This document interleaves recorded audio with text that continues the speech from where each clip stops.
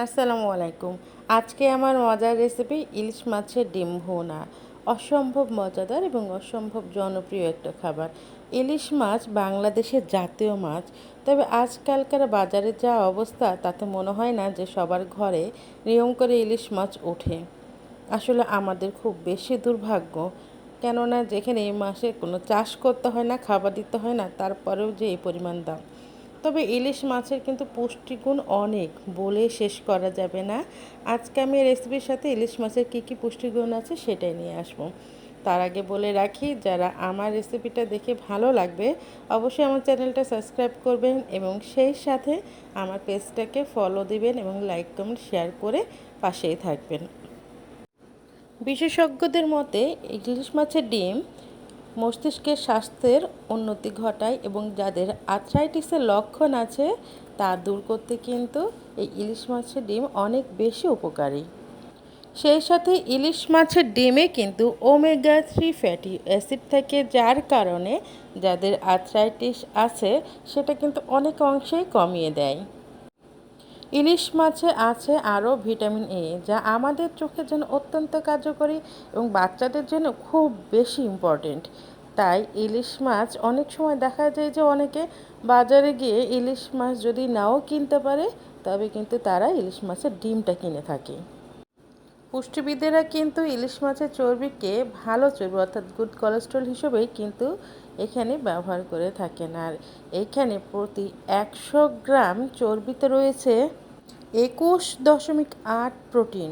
তাহলে চিন্তা করেন কি পরিমাণ উপকারী আমাদের শরীরের জন্য। শুধু তো এগুলোই নয়, ইলিশ মাছের ডিমে যেমন ওমেগা 3 ফ্যাটি অ্যাসিড আছে, সেই সাথে রয়েছে ম্যাগনেসিয়াম, ক্যালসিয়াম, ভিটামিন 12, তারপরে এইদিকে আছে আরও মিনারেল, অনেক কিছু। আসলে এর পুষ্টিগুণের কথা বলে শেষ করা যাবে না। তো বিশেষজ্ঞরা কিন্তু ইলিশ মাছের ডিমকে আমাদের স্বাস্থ্যের জন্য খুব বেশি উপকারী হিসেবে মনে করেন। আর এটা আমাদের স্বাস্থ্যের জন্য অত্যন্ত ভালো, বিশেষ করে বাচ্চাদের জন্য কিন্তু অনেক বেশি উপকারী। তবে সব বাচ্চা খেতে চায় না, যেমন আমার বাচ্চা ডিম খেতে চায় না। তবে বাচ্চাটাকে খাওয়াতে পারলে অনেক বেশি উপকারী। আর আমি এই ডিমটাকে খুব সহজভাবে এইখানে এই রেসিপিতে রান্না করে দেখাচ্ছি। সর্ষে বাটা দিয়ে ইলিশ মাছের ডিম। সর্ষে বাটা দিয়ে তো সবাই ইলিশ মাছই আমরা খেয়ে থাকি, কিন্তু এভাবে ডিম কখনো কেউ খায় কিনা জানি না। তবে আমি এটা খাই এবং অসম্ভব মজার হয়। এই তো এখানে কড়াইটা গরম হলে কিছু পেঁয়াজ লাল বেরেস্ত করে দিলে, সামান্য একটু আদা বাটা দিয়েছি, রসুন এখানে দিই নাই, কেননা এর যে অরিজিনাল গন্ধ সেটা চলে যাবে।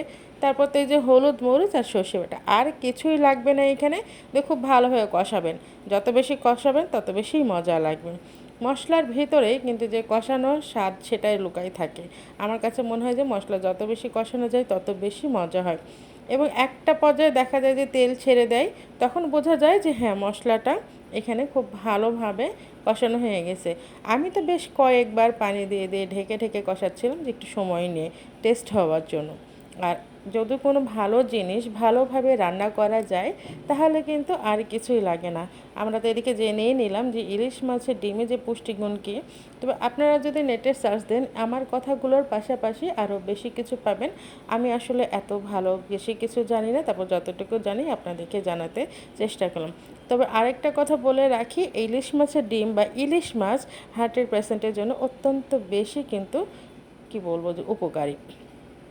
তো এটা কিন্তু অসম্ভব ভালো একটা খাবার, যেমন মুখরোচক তেমনই কিন্তু এদিক পুষ্টির দিক থেকে সমানভাবে আমাদের জন্য এটা। তো এই যে এইভাবে যদি রান্না করে আর একটু টেস্টি করে যায় তাহলে কিন্তু আসলে মন্দ হয় না। আমি সবসময় চেষ্টা করি রান্নাগুলোকে একেবারে সাধারণভাবে রান্না করার জন্য, যেন সবার সহজভাবে এটা করতে পারে। আর এই তো এইখানে ইলিশ মাছ, এইগুলো আমার যদিও ফ্রোজেন করা ছিল, সরি ইলিশ মাছ না, ইলিশ মাছের ডিম ফ্রোজেন করা ছিল। তারপরে এই যে আমি এখন যখন মশলাগুলো কষিয়ে পানিতে ভালোভাবে ফুটে আসলো তখন কিন্তু সব দিয়ে দিলাম এইখানে, যার ফলে কিন্তু এখন খুব সুন্দরভাবে রান্না হয়ে যাবে। আর হ্যাঁ, বলে রাখি ইলিশ মাছের ডিমে তেমন কোনো ক্ষতিকারক দিক নাই, বা আমি আসলে কোথাও পাইনি। এখন কেউ যদি জেনে থাকেন তাহলে সেক্ষেত্রে অবশ্যই আমাকে একটু কমেন্টে জানাবেন। জানার কোনো শেষ নাই, শেখার কোনো শেষ নেই। আমিও জানতে পাই, আমি অবশ্য অনেকটাই দেখলাম তো, না কোথাও পাই নাই, এই কারণেই দিলাম যে না, কেউ যদি জেনে থাকেন অবশ্যই আমাকে জানাবেন। আর আমি কিন্তু ইলিশ মাছের ডিমটা দিয়ে সাথে সাথে নেড়ে দিইনি, আমি বেশ 3 থেকে 4 মিনিট ওয়েট করেছি। কেননা ইলিশ মাছের ডিম কিন্তু একটু যখন পানি ফুটে আসবে তখন অটোমেটিক্যালি এটা শক্ত হয়ে যায়, এটা আমরা সবাই জানি। তারপরে নেড়ে দিয়েছি, আগে না। এই তো বেশ কয়েকবার এখন নেড়ে চেড়ে দিচ্ছি, দেখতেই কি ভালো লাগছে, তাই না? আসলে খুব মজার, খেতেও যেমন মজা লাগে, আর একটু সর্ষে বাটা দিয়ে ইলিশ মাছের ডিম করলে তো আর কোনো কথাই নাই। আসলে খুব মজা হয়েছিল, আলহামদুলিল্লাহ। আপনারাও চেষ্টা করে দেখবেন, ভালো লাগবে। তবে এখানে শেষ না, আমি এখানে আরও বেশ কিছু এইখানে কাঁচামরিচ ছোটো ছোটো করে কেটে দিয়ে দিলাম, যে না এটা দিয়ে দিলে আসলে গন্ধটা খুব ভালো লাগে। রান্না শেষ হওয়ার কিছুক্ষণ আগে সবসময় চেষ্টা করবেন কিছু কাঁচামরিচ একটু ফেরে অথবা মাঝখান দিয়ে কেটে দিয়ে দিতে, তাহলে পারে গন্ধটা থাকে এবং খুব ভালো লাগে। বিশেষ করে ভাতের সাথে একটু ডলা দিয়ে খেতে যখন ফ্লেভারটা পাওয়া যায়, কালারটা ঠিক থাকে, ভালো লাগে।